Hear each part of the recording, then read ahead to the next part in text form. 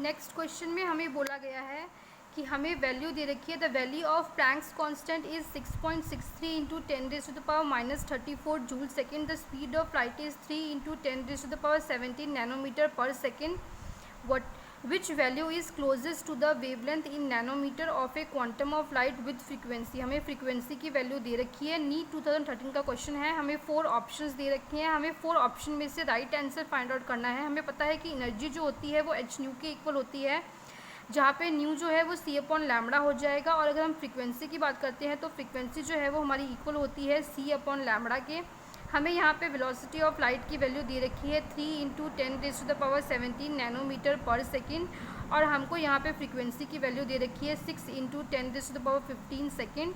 Frequency की value हमने put कर दी, हमने यहाँ पे इसकी वैल्यू पुट कर दी है, तो हमारे पास में वैल्यू आ जाएगी वेवलेंथ की 0.5 इंटू 10⁻2 मीटर। पर हमें वेवलेंथ जो पूछी गई है वो इन नैनोमीटर पूछी गई है, तो नैनोमीटर में फाइंड आउट करने के लिए हम यहाँ पे इसको नैनोमीटर की वैल्यू पुट कर देंगे 10⁻⁻1। अगर हम बात करते हैं तो 1 नैनोमीटर जो है वो इक्वल होता है 10⁻⁹ मीटर के। 10⁻⁹ पुट कर देंगे और हम यहाँ पे वैल्यू पुट कर देंगे। अगर हम इन 10⁻ वैल्यूज़ को सॉल्व करते हैं तो हमारे पास में 10⁻⁻ में हमारे पास में 10⁻⁻7 आ जाएगा, 0.5 इंटू 10⁻⁻7 आ जाएगा। पर हमें नैनोमीटर में निकालनी है वेवलेंथ, तो नैनोमीटर में निकालने के लिए हम क्या करेंगे, हम यहाँ पे एक ज़ीरो को ऐड कर देंगे, और अगर पॉइंट जो है वो एक पॉइंट इधर आएगा तो यहाँ पे हम क्या करेंगे, -1 कर देंगे। और अगर यहाँ पे 2 पॉइंट के बाद में आएगा तो हम -1 और कर देंगे, तो ये हमारे पास में 7, 8, 9 हो जाएगा। और हमारे पास में आंसर जो आ जाएगा वो आ जाएगा हमारे पास में 50 इंटू 10⁻⁹ मीटर, जिसको हम लिख सकते हैं 50 नैनोमीटर। तो हमारे पास में बी जो है ये हमारा आंसर जो है ये हमारा जो है नैनोमीटर में आंसर आ जाएगा। नेक्स्ट क्वेश्चन है हमारे पास में, हमें बताना है कि आइसो इलेक्ट्रॉनिक स्पीशीज़ कौन सी हैं। हमको बताना है कि आइसो इलेक्ट्रॉनिक स्पीशीज़ कौन सी हैं। हमारे पास में 4 ऑप्शंस दे रखे हैं, हम इंडिविजुअली वैल्यूज़ फाइंड आउट करते हैं। हमें जब भी आइसो इलेक्ट्रॉनिक स्पीशीज़ की बात करते हैं तो हमें फाइंड आउट करने होते हैं नंबर ऑफ़ इलेक्ट्रॉन्स।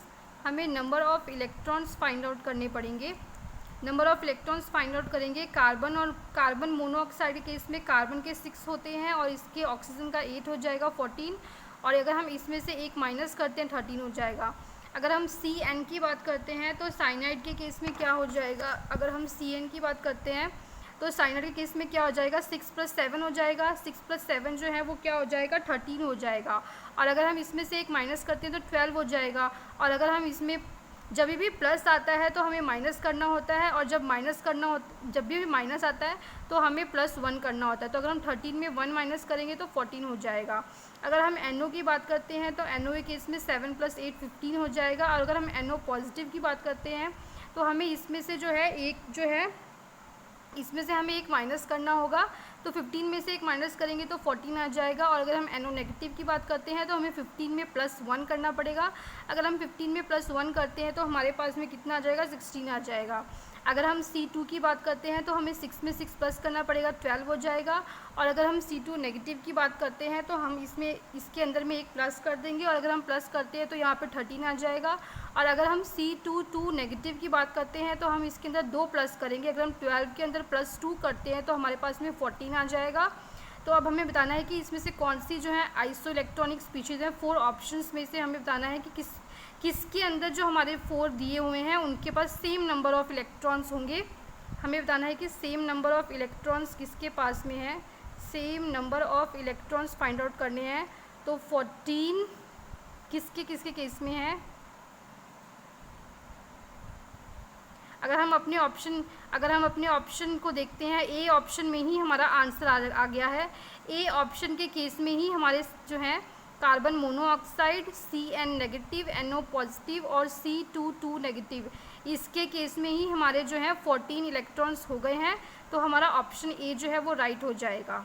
इस तरीके से क्वेश्चन सॉल्व हो जाएगा। नेक्स्ट क्वेश्चन में भी आइसोइलेक्ट्रॉनिक के बारे में ही पूछा गया है। इसमें पूछा गया है कि the ion that is isoelectronic with carbon monoxide is, हमें बताना है कि कौन सा आयन जो है वो कार्बन मोनोऑक्साइड के साथ आइसोइलेक्ट्रॉनिक है। अगर हम कार्बन मोनोऑक्साइड की बात करते हैं तो कार्बन के पास 6 होते हैं और ऑक्सीजन के पास में 8 होते हैं, तो यहाँ पे हो जाएंगे 14। हमें बताना है कि इनमें हम जो 4 ऑप्शन दे रखे हैं ए बी सी डी, किसके पास में 14 होंगे, हर एक का हम इंडिविजुअली काउंट करेंगे। अगर हम बात करते हैं साइनाइड की केस में 6 + 7 + 1 14 हो जाएंगे। अगर हम N2 पॉजिटिव की बात करते हैं 7 + 7 - 1 13 हो जाएंगे। अगर हम O2 नेगेटिव की बात करते हैं तो 8 के अंदर अगर हम माइनस है तो हम +2 करेंगे, 10 हो जाएंगे।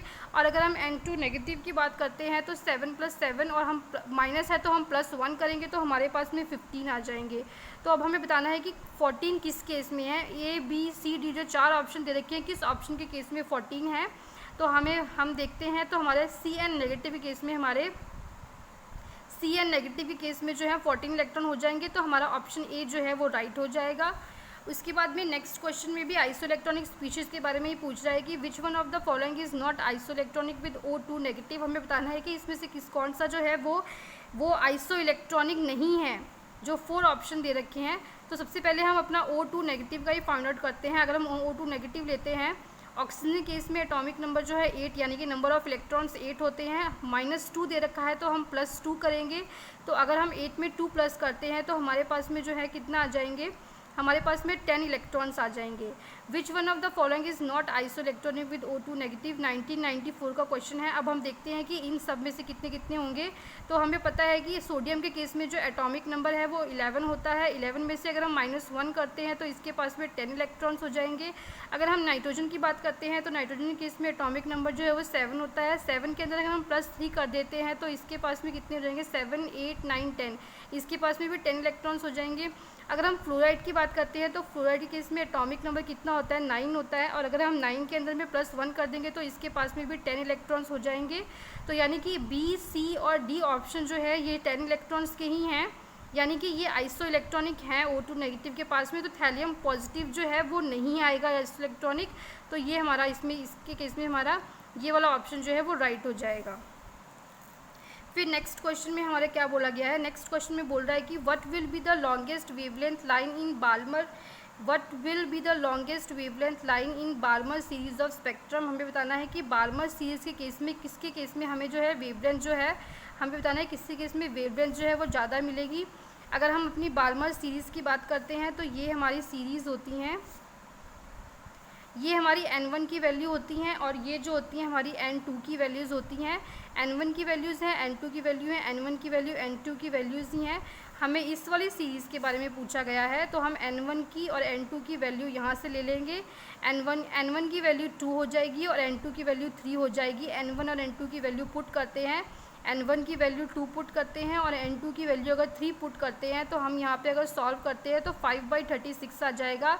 हमारा ये जो है रेजबर्ग कांस्टेंट है, ये हमारा रेजबर्ग कांस्टेंट जिसकी वैल्यू इतनी होती है, इसकी वैल्यू को अगर हम सॉल्व करते हैं तो हमारे पास में ये आंसर आ जाएगा।